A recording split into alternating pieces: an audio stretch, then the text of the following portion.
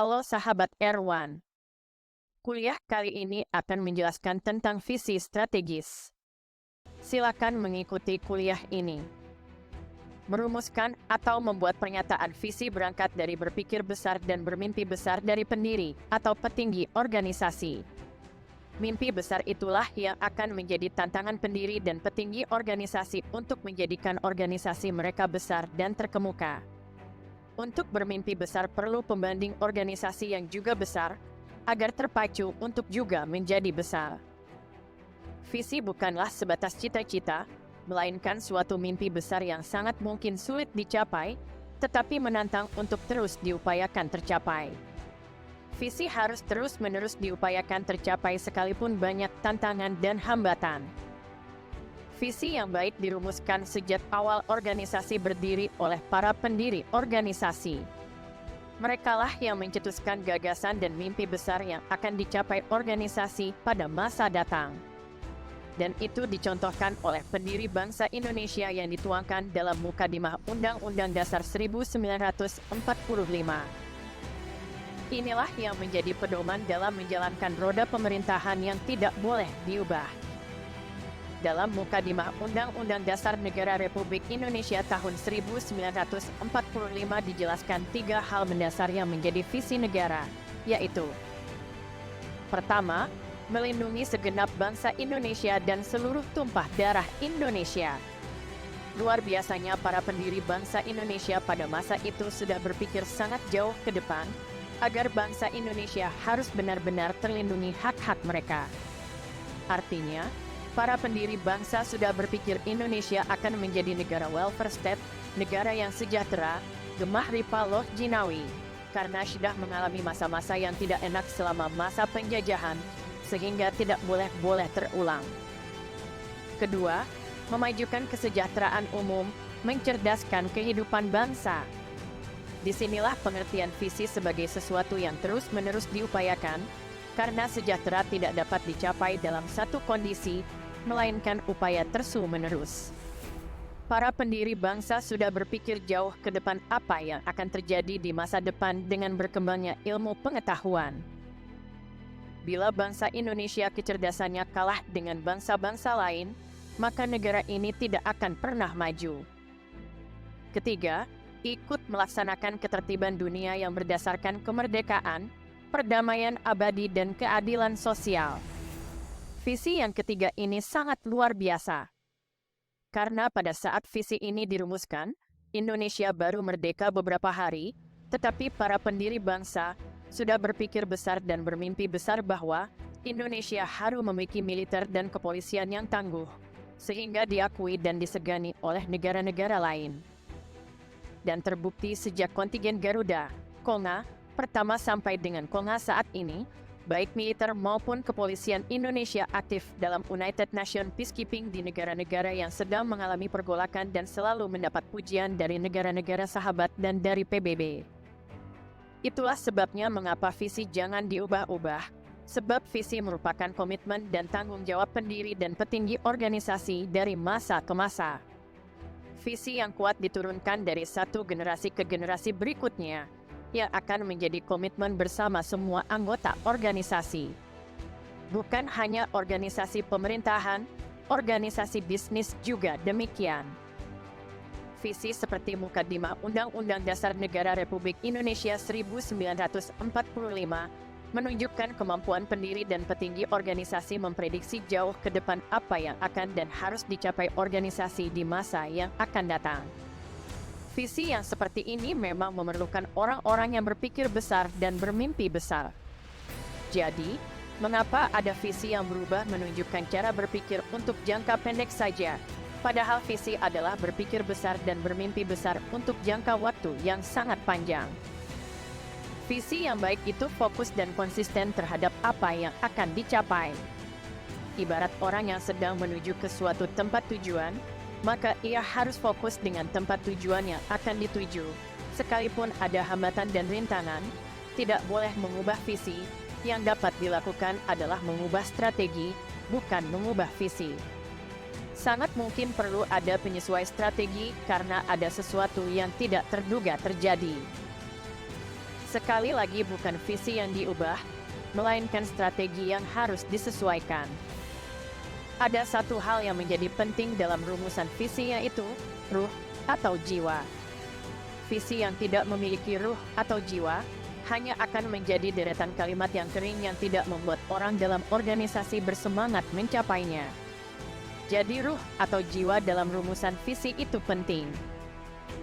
Ruh atau jiwa dalam visi merupakan gambaran dari organisasi. Jangan membuat pernyataan visi sebatas enak dibaca dan didengar, tetapi tidak ada ruh yang membuat orang-orang dalam organisasi bergairah mencapainya. Selain ruh atau jiwa, hal lain yang penting diperhatikan adalah values atau nilai-nilai. Visi yang sudah dicanangkan sampai dengan diimplementasikan, action, sebagaimana gambar di sebelah, tidak dibenarkan dicapai dengan menghalalkan segala cara. Bila akan dilakukan dengan cara-cara yang tidak benar, tidak perlu repot merumuskan visi, lakukan saja sesuka hati.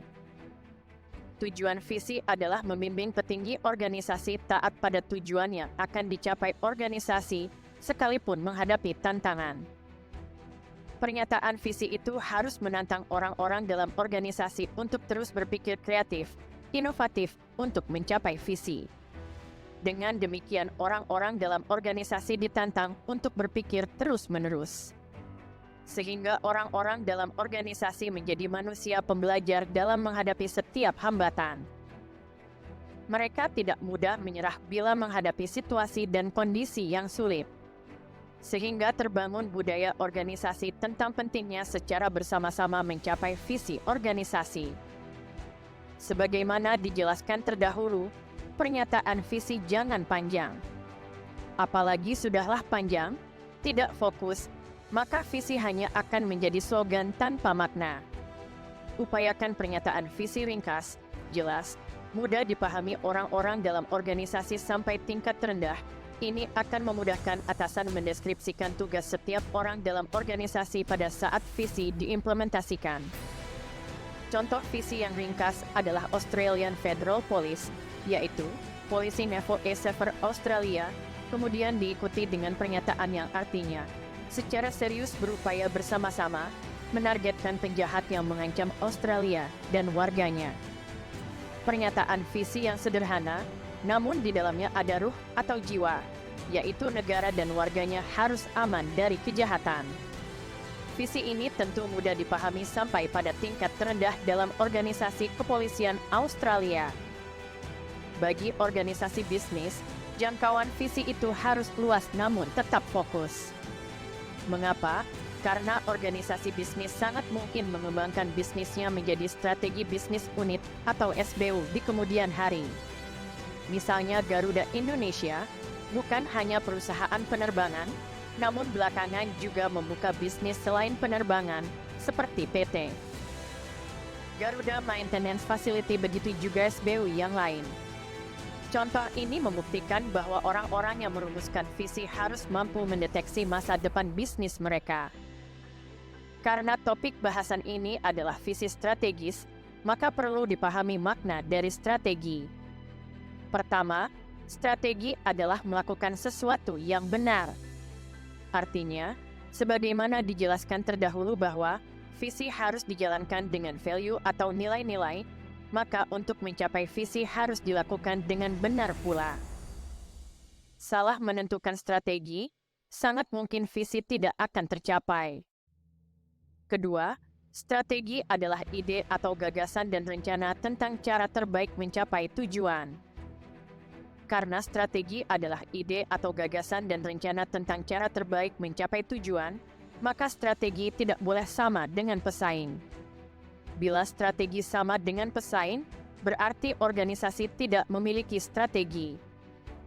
Bila strategi organisasi beda dengan pesaing, tetapi mudah ditiru, berarti strategi itu lemah. Strategi dikatakan hebat atau kuat bila berbeda, tidak mudah ditiru dan berkelanjutan.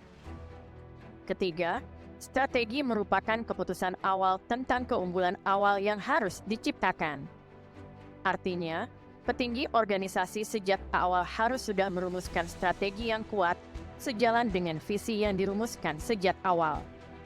Dan sejak awal strategi harus berbeda, tidak mudah ditiru dan berkelanjutan. Kalaupun strategi itu harus diubah karena situasi dan kondisi berubah, tetap saja strategi itu harus kuat, berbeda, tidak mudah ditiru dan berkelanjutan. Terakhir, ketika merumuskan strategi di tingkat korporat, sekaligus juga dirumuskan taktis dari strategi yang akan dilaksanakan pada tingkat menengah dan tindakan atau operasional dari strategi yang akan dilaksanakan pada tingkat operasional di lapangan. Artinya, ada satu kesatuan mulai dari strategi sampai operasional di lapangan untuk memudahkan pengukuran keberhasilan pencapaian visi organisasi. Kuliah ini bukan hanya menitik beratkan visi sebatas visi organisasi, keluarga pun perlu merumuskan visi keluarga untuk merencanakan masa depan anak-anak mereka, agar anak-anak memiliki mimpi besar dan berpikir besar untuk mencapai visi keluarga. Dengan orang tua merumuskan mimpi besar dan berpikir besar, maka seluruh anggota keluarga semangat untuk mewujudkan visi keluarga. Biasakanlah anak-anak untuk bermimpi besar, jangan patahkan semangat mereka. Terima kasih Anda sudah mengikuti materi ajar ini. Jangan lupa tekan tombol like, subscribe dan lonceng notifikasi untuk mendapat materi kuliah yang lain. Salam dari Erwan.